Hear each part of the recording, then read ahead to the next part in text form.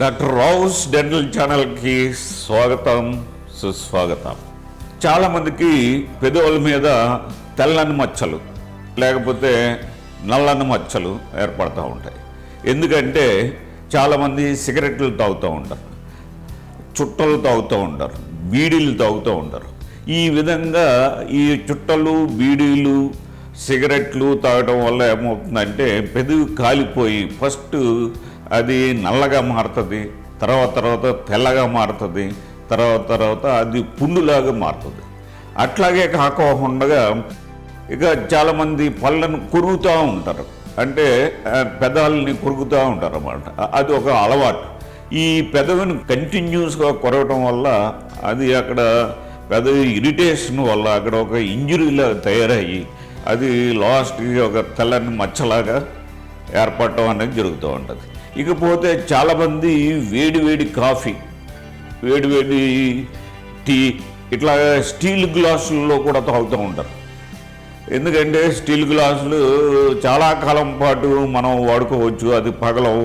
కాబట్టి స్టీల్ గ్లాసులో కాఫీలు, టీలు తాగుతూ ఉంటారు అన్నమాట.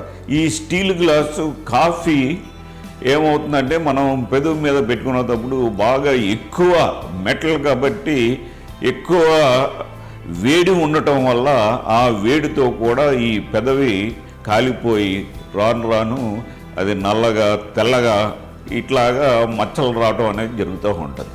ఇకపోతే ఇంకా అనేక కారణాల వల్ల, అంటే చాలామందికి గుట్కాలు, పాన్లు అవి వేసుకుంటూ ఉంటారు.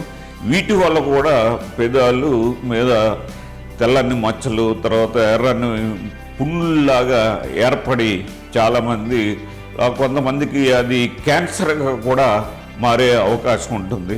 అట్లాగే కొంతమందికి పళ్ళు పుచ్చిపోయి ఉంటాయి, ఆ పుచ్చిపోయి అవి గీసుకుపోతూ ఉంటాయి అన్నమాట. ఆ గీసుకుపోతున్నా కానీ వాళ్ళు ఏ విధమైన స్పందన, అంటే ఏ విధమైన ట్రీట్మెంట్ తీసుకోకపోవడం వల్ల, అంటే కొంతమందికి పళ్ళు అరిగిపోయి రంప పళ్ళ ఉండి ఆ పై పళ్ళు పెదవికి ఇట్లా రాసుకుంటూ ఉంటాయన్నమాట.